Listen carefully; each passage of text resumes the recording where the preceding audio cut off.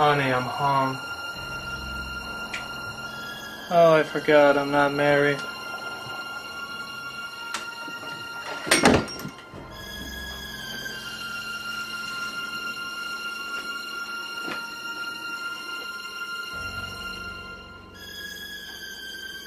Critic. Heard you're gonna review Foodfight. Good luck to you, man. I heard the Nazis would have used it if they ran out of bullets. Critic, are you sure you want to review Foodfight? It's the first movie to ever get a -% on Rotten Tomatoes. Hello, Nostalgia? Critic, this is the Irony Grocery Store. We were hoping to indulge your nervous breakdown by advertising a series of trigger products. Mr. Clean, Mrs. Buttersworth, and Starkist Tuna are all on sale this week. Irony Grocery, a division of Threshold Entertainment.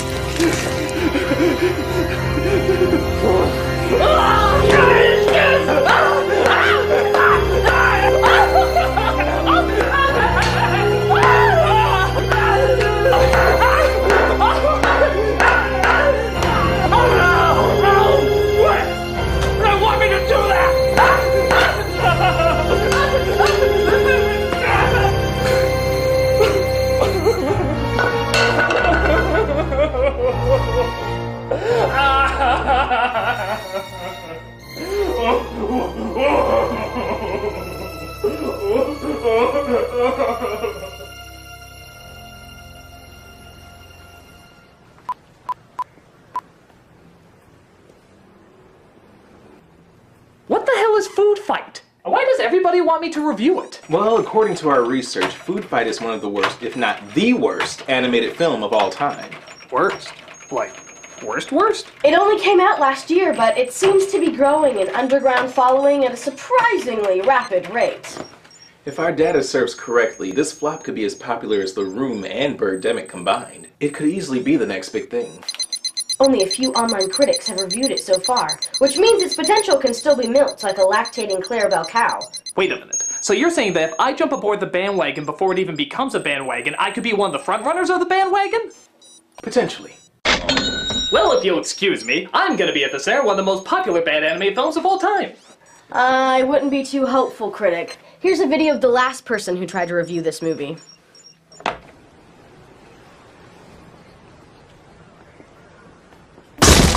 Oh, I'm sure he's fine. Keep checking those numbers! It's the least you can do to indulge the brilliant intellectual minds I decided to write for you all of a sudden.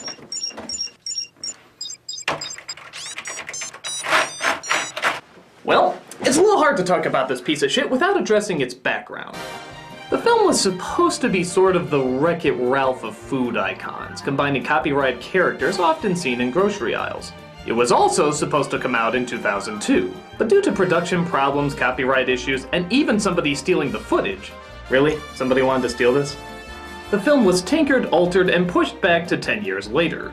But thank God 10 years doesn't make a difference to such Hollywood giants like Hilary Duff, Chris Kattan, Eva Longoria, and 24/7 Dodger of Controversy Charlie Sheen.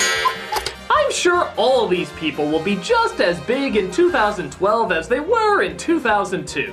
You'll be sorry!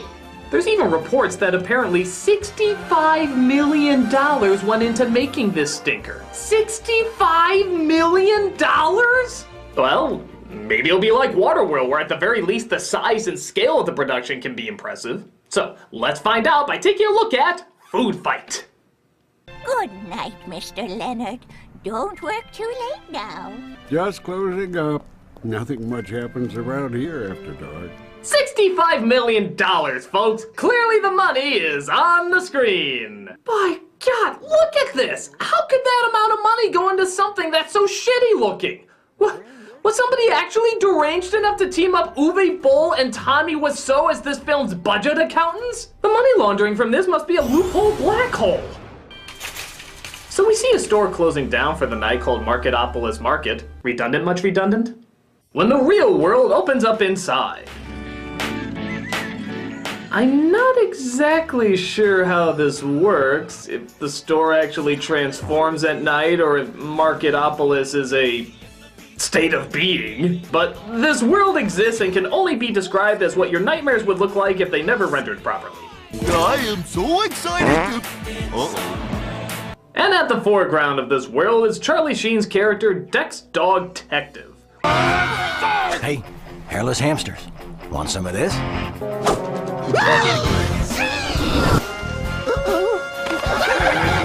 And I know what you're thinking. Boy, have the Ratchet and Clank games really gone downhill. But actually, it's just Dex saving a bunch of kittens from a villain that, like in most bad movies, won't connect to anything else in the plot. It is you, the great Dex Dog Detective, who's about to take a fall. If I had a raisin for every time I've heard that one. Hey, what? My mother would be so ashamed. Okay, it's just you and me, fat cat. Now fork... Wait a minute. What was that character's name? Listen up, fat cat burglar. I'm giving you one last chance. Okay, first of all, Disney, sue something. Second, is the movie actually so stupid that it can't tell the difference between a rat and a cat? I mean, look at that thing. It's so fucking obviously a rat. $65 million and they can't even tell the difference between a rat and a cat? Isn't it kind of a no-brainer you don't give $65 million to a person who would fail a Fisher-Price Barnyard Animals game? The kitty cat goes... Squeak, squeak! Give him all our money! Clearly we're dealing with artistic genius here! I pooped myself. Give him an extra grand for that. So the kittens are saved by McGruff the Crap Dog. For the record, I was also considering Indiana Bones. And he heads on over to, what else? His sassy black sidekick. Chill, dog. You think you're talking to? Relax, bro. Oh, pizza. Yo, I told you, dog. Great idea. You my man. Brought to you by the leftover racism from Transformers 2. As Wayne Brady has this frightening combination of teeth and fever dreams, who gets excited when he learns that Dex is going to ask his sweetheart to marry him. Who is his sweetheart? I knew you'd find me. Fuck is that? That scariness is apparently Sunshine Goodness, played by Hilary Duff. A cat mascot for raisins created by a designer who clearly has to ask himself more questions about his sexuality. Hungry, tough guy? Hiya, kitten. How about we get Chef Boyardee to make us a huge feast-amongst dinner? And yes, I too realize that she looks much more like a human and practically nothing like a cat. Are cats hard to draw?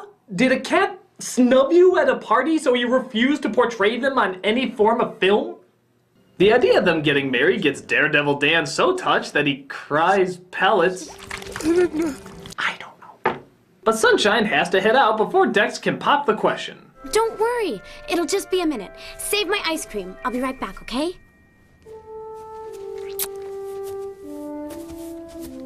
Yeah, I'm just gonna put this on ya. We all know that's pretty much what you're saying. Sure enough, she does disappear, and 6 months later, Dex gives up the dog detective business and decides to open up a club called the Copa Banana. While that's going on, a salesperson played by Christopher Lloyd comes in, and what the hell am I looking at? I'm your new brand X representative. I wasn't expecting any new products. Your customers won't know how they live without brand X. Okay, this went from submitting a stick figure to an art museum embarrassing to shitting your pants in front of Pixar claiming it's your magnum opus embarrassing. Though we'll see how that turns out. But what the fuck's going on here? Oh, I'll make space. It's practically addictive. Survival of the fittest, Leonard. Was it really somebody's dream to give a personality to mask number 5 from The Dark Knight? Would you trust a guy if he was selling something and looked and acted like this? Good evening, madam. Can I interest you in my product? It's called Evil Poison Bites Death. I'm sorry, that doesn't seem like a product I'd be interested in. Oh, come now. It'll provide your business with the wholesome, attractive image of Satan's anus that it so desperately needs. I'm going to knee you in the crotch if you don't leave right now. That's just what the Jehovah's Witness said. Be honest, I came on too strong, didn't I? So the grocery store owner, of course, agrees to such a puppy dog looking man, and Brand X begins to be brought into the store. Back in Sam and Max Hit the Sauce, we see Dex makes his way to Casa de Cameo, which is the hangout for big name icons like Mr. Clean, Charlie the Tuna, and the California Raisins. The funny thing is that the people who obviously said no to using their product icons in this movie all have really ugly, really bitter substitutes that, I guess, are trying to stick it back to the people who denied the use of their image. Like, this is their version of Chiquita Banana. Do I look like the Dairy Queen to you? And this is obviously supposed to be the Keebler Elves. I hate you! No, Sue! Get in. The Brawny Man. Stop it! Stop it! No, that hurt! And gee, a chocolate cereal vampire? I wonder who that's supposed to be. Chocolate vampire used to have cards. Looking pretty good for biting it. Most of them are portrayed as either stupid, ugly, or not very helpful. It's kind of like the movie's way of saying, oh yeah, you missed out, guys. You too could have been in a movie where farting is the highlight and people trip into other people's butts. I think we know who the losers are in this deal. Give them another grand. And I guess the representative of Brand X in this world is Lady X, a supposedly sexy seductress with the dead, lifeless eyes of a plastic blow-up doll and a personality just as interesting to match. Of all the produce bars in all the supermarkets in all the world, she had to walk into mine. Oh yeah, I forgot to mention, every scene that has Dex in it has to end in a bad pun. And I know what you're thinking, oh, Nostalgia Critic, you say every about everything, but no, literally, every scene ends with a bad pun. Time to banana split out of my club. My problems are just a hill of coffee beans. Let's snap, crackle, and pop out of here. How the ho-hos can this be happening? I don't know if I can cut the mustard. I've got a bone to pick with this guy. Holy chips. It sure does a body good. Some of them don't even make a lick of sense. Let's strawberry jam out of here. And the only thing more demeaning than that is all the sexual innuendos. Oh yeah, there's a ton of those in this too. I want to scrub your bubbles, Dex. It warms my heart the way you love my raisins. She's got a real sweet tooth for chocolate. You already eat through to his hollow center? Are those melons real? There are some stains you can never wash out. Dance your man, melts in your mouth, not in your hand. Because a movie like this clearly needs that adult edge for the audience they're obviously going for. What can I say? Chicks dig chocolate.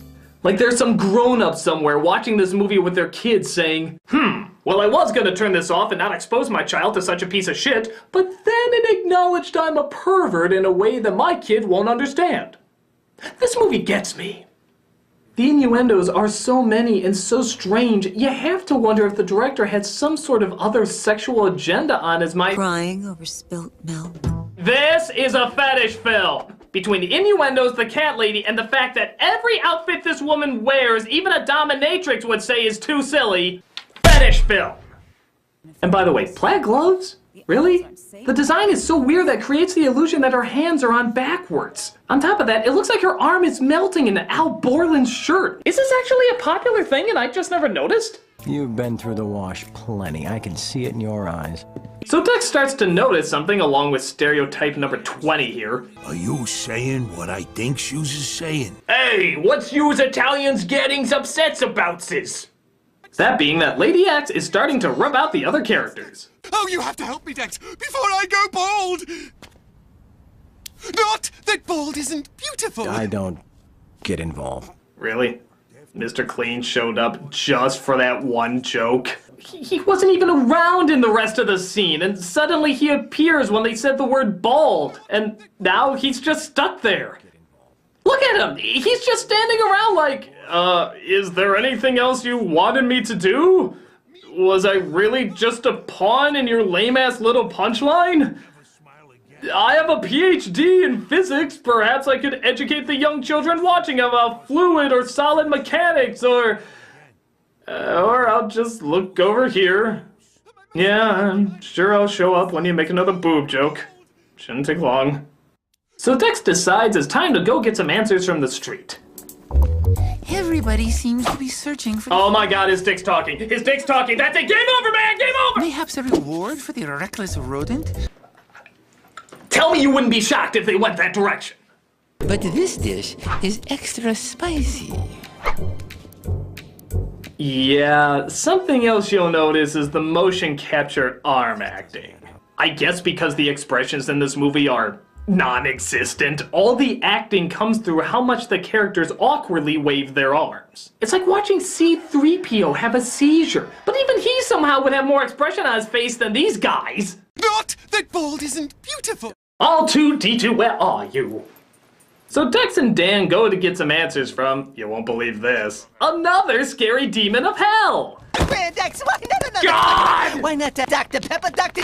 Anybody but me? I'm just gonna close my eyes and pray it goes away. Brand X, daytime! No, it only got worse. Discontinue, though! Well, at least they're not pulling the ultimate insult by giving him a stereotypical Jewish accent. But it's in the expiration station, and at the other end of the store. Now you'd never make it there before the supermarket opens. It's daytime!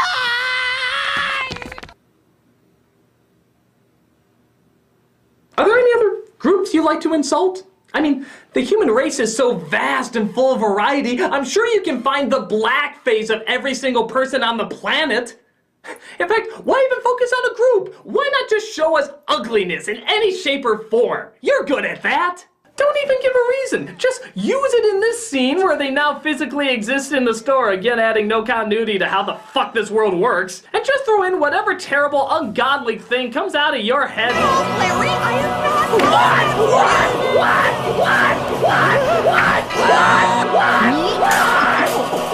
Oh my god, I get it! I totally get it now! This movie is punishment for me to repent all the terrible things I've done in my life! Alright, if it'll stop you from scaring the living animal Jesus out of me, I'll confess! I'll confess! I was the one who canceled Firefly! I was the one who encouraged Fred to be an online series! I was the one who told Taco Bell to make a breakfast menu! I was the one who told John Travolta how to pronounce Idina Menzel! I was the one getting rid of the cartoons on Cartoon Network! Just take me out of this scene! Bad enough, fool!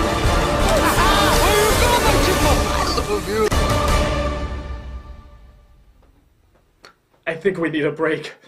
Here's some commercials. For the love of God, don't make a movie out of them!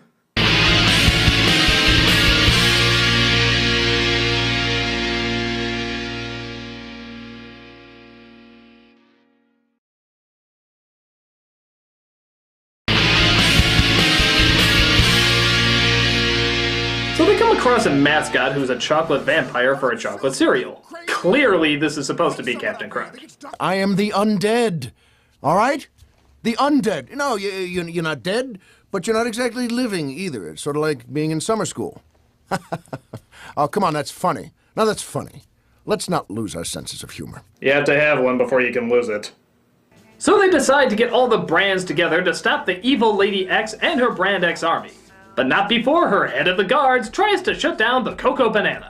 And unless you care to suffer a long, cruel expiration, you will sing your allegiance to Brand X. Oh no, they got Tim Curry in on this too. Why, Tim? Why? I was seeing if I could do anything more demeaning than saying Ducks Rock. This is a very clear sign that I can. Brand X, it's simple and plain. Brand X, it's different but all the same. But Dex comes in and starts singing their triumphant song, the French national anthem. USA, we fight for freedom every day. Brand X, it's simple and plain. We protect and proudly serve ourselves. Gee, this scene looks familiar.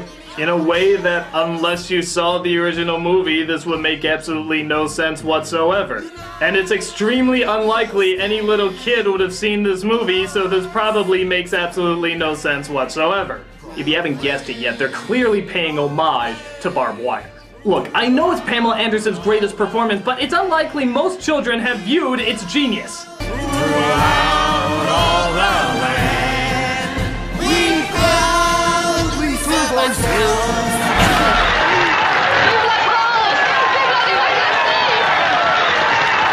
So he comes back with a bigger army, and it looks like their battle has just begun. Come and get me, baby. He's on the roof! Get him! Down, down, down, down, down, down.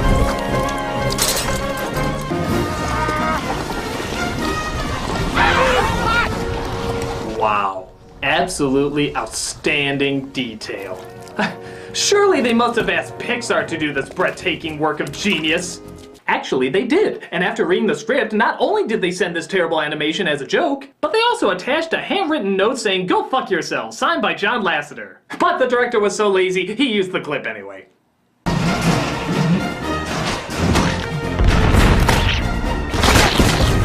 And wow, look at this amazingness. Surely they must have asked DreamWorks to have this incredible work done. Actually, they did! And after they read the script, they sent them this spit-in-the-face render, while also sending out a picture of Spielberg, Katzenberg, and Jeffen all mooning the camera and giving the finger. But again, the director was too lazy, so he used the clip anyway.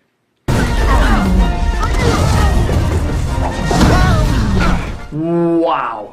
Unbelievable wow. Surely such epic magnitude must have been asked to be done by Blue Sky Studios. Actually, they did! And they asked if they can turn it into a horrible franchise. Don't be shocked if you see this coming soon to a theater near you. Hey look, there's the Twinkie guy. I'm sure he's gonna do something really big and really important coming up. After all, he is one of the biggest characters on the poster, along with these other icons you've barely seen in the movie. Hell, Dex and Sunshine are 1/3 of their size. Surely all of them are gonna get together and do something huge in the movie's climax. Like, say nothing, pretty much do nothing, and take a back seat to graphics worse than the Money for Nothing video.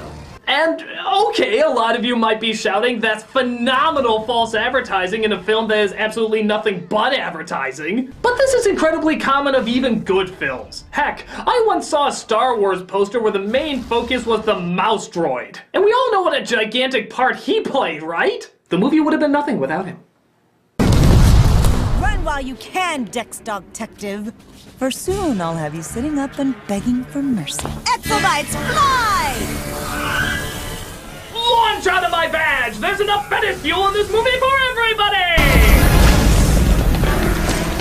Dan and the others try taking flight to stop her, as Dan is just doing stuff you don't do on an airplane. It doesn't connect to anything at all, it's just stuff. M&M chocolate. Look, here's a $65 million comedy.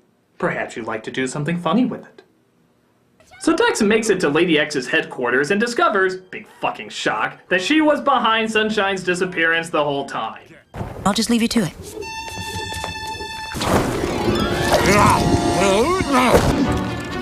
Raisins, Dex! Sunshine gets her hands untied, throws a raisin to Dex, which he uses as a weapon, so he can untie the hands we clearly just saw she untied herself. Oh. Well, this isn't very much fun, is it? I think I just wet myself. It feels rather nice. Oh. Fetish movie. I'm sorry. I thought you were... I'm here. We're together. I never stopped believing in you, Dex. Did she go blind since the last time we saw her? I don't think she's looked him in the face once during this scene. I never stopped believing in you, Dex.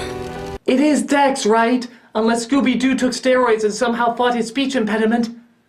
But the spastic 80s rocker enters their world. Or was he always part of the world? Or is he sometimes in the world and sometimes not? Or is this all just some sort of unique punishment program they use in the Matrix? And the entire town decides they have to bring him down. And now, finally, we learn the big, disturbing, shocking twist. The villain of the movie the whole time was the villain of the movie. So you built yourself a human robot and recalled Sunshine, then you stole her essence to make your elixir for Brand X. No, just no. All anyone ever wanted was that sweet sunshine goodness. No one bought my beautifully genetically giant prunes. But how did you get in and out of the store? You're an Ike. Perhaps if I do more ballerina twirls, the answer will become clear. When you look like this, you can get them to do anything. But enough about me. Let's kill you! So we partake in more sex puns. Tell me something. Are those melons real? Some horrible CGI fighting.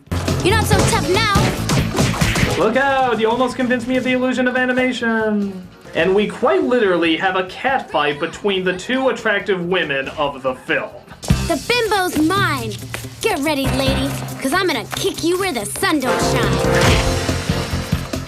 And then the hot furry chick kicks the ass out of the hot dominatrix, all while the men make wicked funny jokes about her melons. So funny. And then she gets turned into an ugly woman, proving once and for all that if you're an ugly woman, no good can come out of you. Oh, and there's something having to do with Mr. Twinkie, Mr. Clean, a bunch of our products, but who cares? It's done! It's finished! My magnum opus for the horny, furry S&M catfight boxing fanfiction forum is finally completed! All I have to do is submit it. Oh no! I just sent it to my big shot agent in Hollywood! I'm ruined! Why the hell do they want $65 million for it? Sunshine Chip slapped her back to ugly. Gross. All I ever really wanted was you. Well, you and world domination. Frankly, my dear, I don't give a spam. You know what just hit me? This is the movie that turned Charlie Sheen insane. I mean, really think about it. The timelines add up. He constantly had to be called back for redos, and if you had to return to this for 10 fucking years in a row, wouldn't it kind of make sense that you would start talking like this? It was epic. The run I was on made Sinatra, Flynn, Jagger, Richards, all of them just look like droopy-eyed, armless children. Good job, Foodfight. Good job. So Sunshine agrees to marry Dex. A last-minute message is thrown in for no reason. We saved each other because the secret is inside. Inside all of us. Whatever that means. And just when you think you're allowed to flee this cauldron of eye rape, they decide there's so much more funny they need to get out. I want to see what's under that hat. I love you, kitten. We see things so much clearer. Hilarious. So that was Foodfight. Oh, for a minute there, I almost felt a tear. Why are you afraid to express your emotions?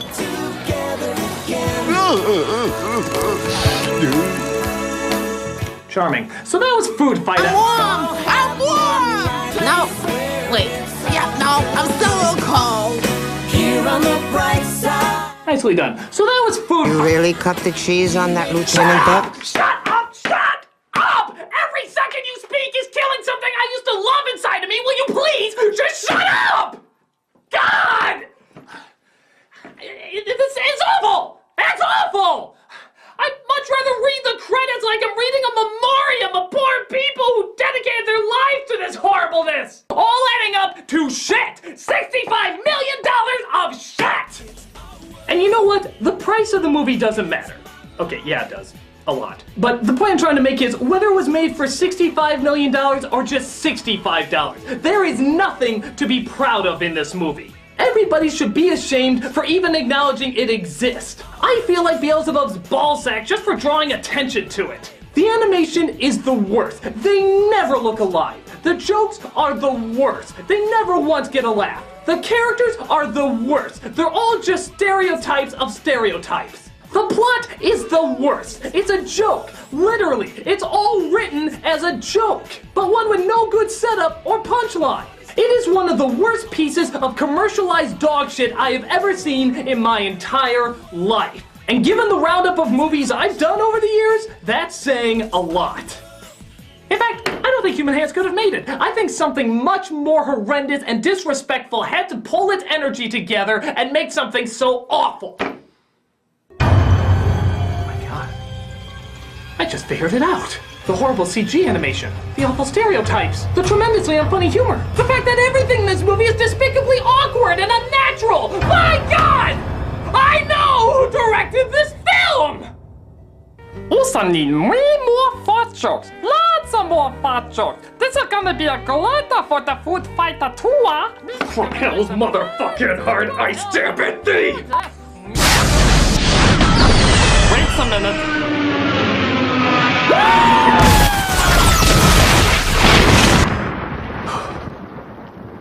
It is done. But the evil will never truly go away. This is the worst animated film I have ever seen. Hands down, no comparison. Its scars are left deep inside of me. Why did I do it? For you. I did it for you. Because I know that I have seen the worst. I know that no other form of animation will ever be worse than Foodfight.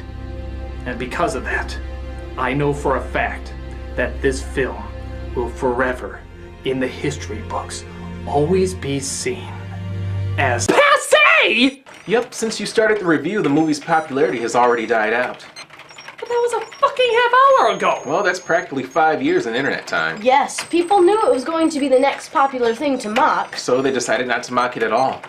Wait, so the popularity of something can fade even before it becomes popular? Mm-hmm, we call it the hipster effect. Knowing something is going to be ironically cool suddenly makes it traditionally cool. So, to be ahead of the curve, they decide to not even make it ironically cool. Hell, even thinking about it probably cuts its lifespan in half.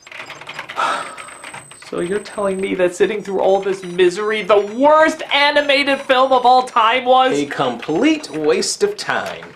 Sorry, buddy. And there's nothing I can do about it? Not unless you want to somehow do a review of the Attorney General of Crimea. She is on fire right now. Oh, she is adorable. Oh, I just want to eat her up. Oh, look, she smiled. Oh, she's like the Jennifer Lawrence of warfare. I just want to pinch her cheeks, but I respect her.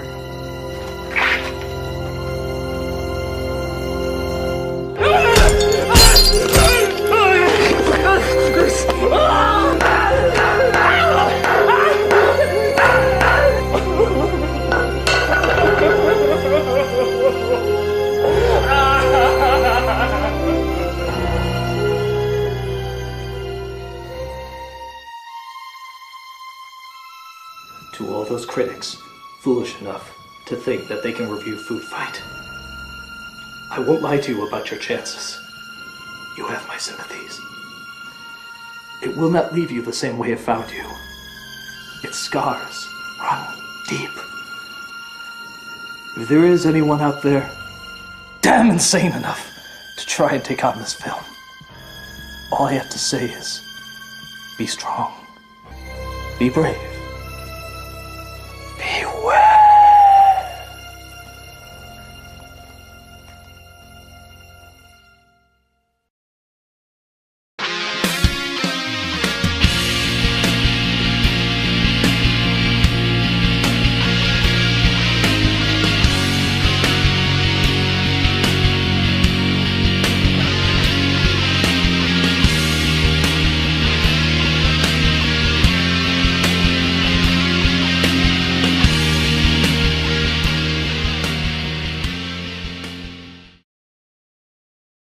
Survival of the fittest, Leonard.